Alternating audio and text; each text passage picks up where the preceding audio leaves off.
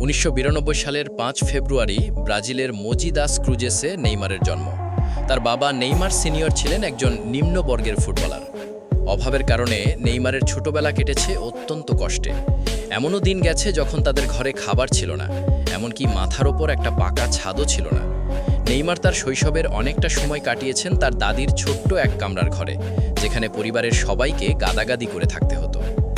অভাব থাকলেও নেইমারের বাবা সবসময় চাইতেন তার ছেলে যেন বড় ফুটবলার হয়।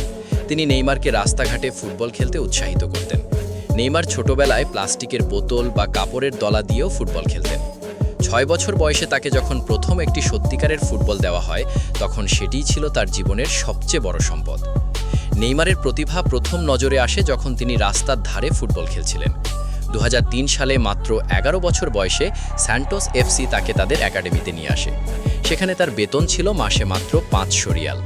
কিন্তু ধীরে ধীরে তার পারফরম্যান্স এতটাই চমৎকার হতে শুরু করে যে ক্লাবে তার বেতন বাড়তে থাকে এবং তার পরিবার প্রথমবার একটি ভালো বাড়িতে থাকার সুযোগ পায়। ১৭ বছর বয়সে যখন তিনি স্যান্টোসের হয়ে প্রথম পেশাদার ম্যাচ খেলেন, তখন পুরো ব্রাজিল বুঝে যায় যে পরবর্তী সুপারস্টার আসতে চলেছে। ২০১৩ সালে নেইমার ইউরোপে পাড়ি জমান বার্সেলোনা ক্লাবে যোগ দেওয়ার মাধ্যমে।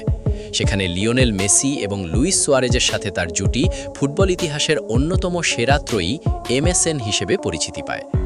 বার্সেলোনার হয়ে তিনি সবকিছু জয় করেন, লিগ থেকে শুরু করে চ্যাম্পিয়ন্স লিগ পর্যন্ত। তার পায়ের জাদু এবং ড্রিবলিং দেখে ফুটবল বিশ্ব অবাক হয়ে যেত।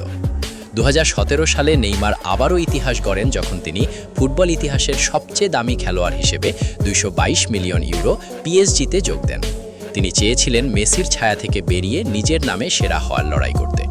যদিও ইনজুরি তাকে অনেক ভোগান্তিতে ফেলেছে, তবুও মাঠে তার ব্যক্তিগত দক্ষতা সবসময়ই ছিল প্রশ্নাতীত। ব্রাজিল জাতীয় দলের হয়ে নেইমারের অবদান আকাশচুম্বী। তিনি ব্রাজিলের হয়ে অলিম্পিক গোল্ড মেডেল জিতেছেন এবং দেশের হয়ে সর্বোচ্চ গোলদাতার তালিকায় কিংবদন্তি পেলের রেকর্ডও ভেঙে দিয়েছেন। এই ভিডিওটির মূল বার্তা হলো, নেইমার আজ যে অবস্থানে আছেন তার পেছনে আছে দীর্ঘ বছরের চোখের জল, দারিদ্র্যের সাথে লড়াই এবং হার না মানা মানসিকতা। যে ছেলেটি একসময় মোমবাতি জ্বালিয়ে পড়াশোনা বা রাতের খাবার খেত, আজ সেই ছেলের নাম সারা বিশ্বের কোটি কোটি মানুষের মুখে মুখে।